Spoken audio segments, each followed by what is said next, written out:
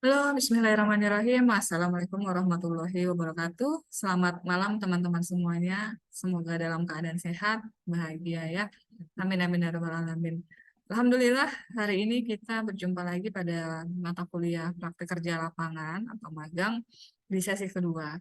Sesi kedua ini kita akan diskusi tentang ini ya, eh, bab satu ya. Apa sih sebenarnya yang harus kita tulis di bab satu gitu. Jadi kita akan mulai menyusun mulai dari judulnya sampai eh, penyelesaian bab satu. Oke, sebelum itu saya izin sebentar. Saya izin paparkan PowerPoint ya. Oke, teman-teman, untuk yang tidak bisa hadir perkuliahan hari ini, saya sampaikan video melalui YouTube ya. Silakan nanti disimak, di review, dikaji ulang di rumah. Nanti lanjut dengan mengerjakan judul dan laporan magang di bab satunya. Oke, teman-teman, pada pertemuan hari ini kita akan membahas tentang penyusunan laporan magang, di mana capaian pertemuan untuk sesi kedua ini adalah tentang memahami aktivitas logistik yang dapat teman-teman tulis dalam laporan magang. Dan yang kedua adalah memahami penyusunan penulisan pada bab 1. Oke, eh, dunia logistik ini bukan hanya terkait tentang distribusi barang ya teman-teman. Dalam arti luas, ruang lingkup aktivitas logistik ini meliputi segala sesuatu yang memindahkan ke, dari, dan di antara fasilitas-fasilitas perusahaan. Untuk mencapai arus produk yang teratur ke pasar, manajer juga harus memperhatikan desain dari sistem logistiknya. Dan kemudian barulah operasinya atau operasionalnya. Oleh karena itu, tanggung jawab manajemen logistik ini dapat didefinisikan sebagai tanggung jawab mendesain dan mengurus suatu sistem untuk mengawasi arus dan penyimpanan yang strategis. Lalu bagi material, suku cadang, dan barang jadi agar dapat diperoleh manfaat maksimum bagi perusahaan.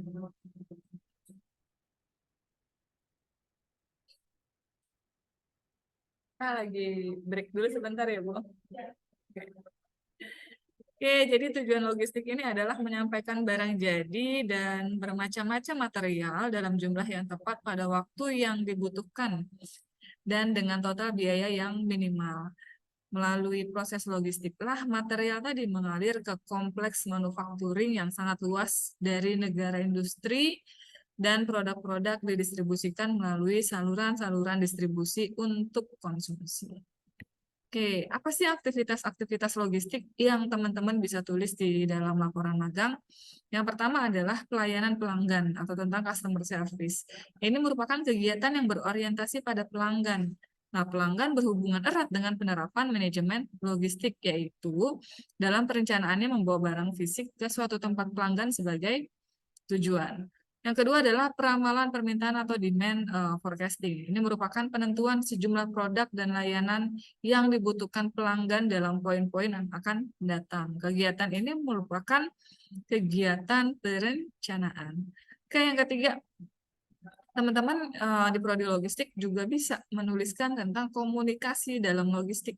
Karena komunikasi dalam logistik ini merupakan kegiatan logistik yang bertujuan untuk berkomunikasi baik antara proses-proses logistik maupun komunikasi dengan pelanggan. Lalu ada pengambilan untuk mengambil keputusan ya. Komunikasi dapat dikatakan sebagai penyampaian informasi yang penting untuk mendukung kesuksesan proses. Nanti dampaknya adalah dengan loyalitas pelanggan atau kepuasan pelanggan gitu ya. Lalu yang keempat adalah tentang penanganan material atau material handling. Ini berkaitan sama semua aspek pergerakan atau aliran material, persediaan dalam proses, dan barang jadi dalam pabrik atau gudang. Yang kelima tentang order proses. Ya, ini bisa teman-teman tulis ya di dalam laporan magang. Lalu aktivitas logistik yang selanjutnya adalah tentang pengemasan. Gimana packaging ini eh, bisa berkualitas sangat baik gitu ya, supaya barang ini nggak rusak sampai ke customer. Nah, itu juga teman-teman harus pikirkan juga dari sisi advertising dan promosinya. Lalu ada dukungan layanan dan komponen-komponen atau part and service support. Ini merupakan pelayanan penuh untuk kepuasan pelanggan. Jadi boleh nggak nulis tentang kepuasan pelanggan? Boleh, tapi tolong dihubungkan dengan kegiatan-kegiatan atau aktivitas logistik ya. Jangan cuma tentang kepuasan pelanggannya saja. Lalu kedelapan, penentuan lokasi gudang. Oke, ternyata ada loh pengaruhnya lokasi gudang dan pabrik ini terhadap mungkin efektivitas distribusi dan lain sebagainya. Lalu tentang penentuan lokasi gudang berkenaan dengan pencapaian tingkat layanan pelanggan, misal juga itu juga bisa teman-teman tulis. Dan yang kesembilan adalah inventory management. Ini persediaan barang guna memenuhi tingkat pelayanan tertentu meliputi faktor biaya, umur barang, dan biaya gudang. Lalu selanjutnya ada lintas dan transportasi. Dan juga kita bisa menulis tentang procurement atau pengadaan ya. Yang selanjutnya, teman-teman juga bisa tulis tentang pengembalian barang yang rusak.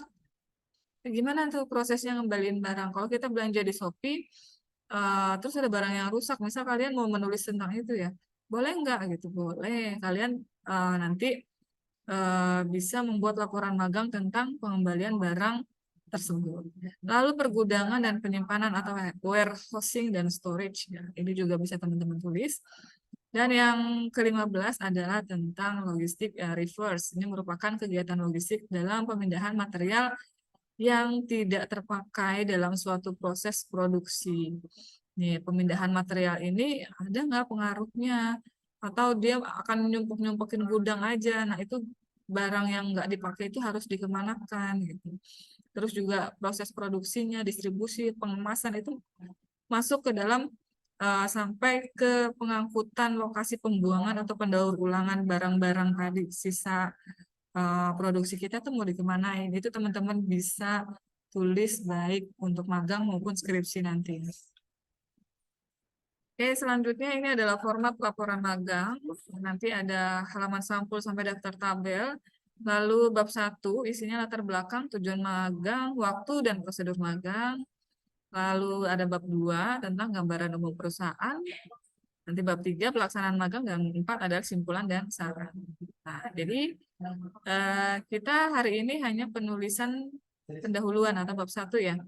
Nah, latar belakang ini berisi tentang fenomena tertentu yang terjadi eh, supaya menjadi dasar mahasiswa memilih tempat kerja atau tempat magang dan dilengkapi dengan konsep-konsep ilmiah yang relevan dengan pekerjaan di tempat magang. Lalu tujuan magangnya seperti apa? Yang selanjutnya ada waktu dan prosedur magang. Oke.